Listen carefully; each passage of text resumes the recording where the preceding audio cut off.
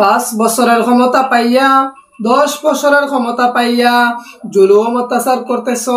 ও মুসলমান ইমানদার, একবার চিন্তা করো, মৃত্যু তোমার নিকটবর্তী, মৃত্যু তোমার আশপাশ ঘুরাচ্ছে। আজরাইল আলাইহিস সালাতু সালাম তোমার জান কবজ করার পর কোথায় যাবে তোমার বাহাদুরি, কোথায় যাবে তোমার সেই ক্ষমতার দাপট, কোথায় যাবে তোমার অহংকার?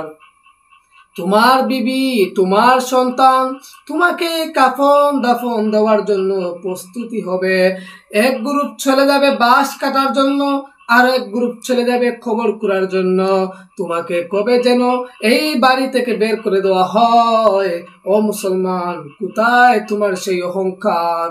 তোমার নিজের সন্তান, তোমার সেই বিবি, এত আদরের বিবি, সেই বলবে ওই ব্যক্তিকে বাড়ি থেকে বের করে দাও।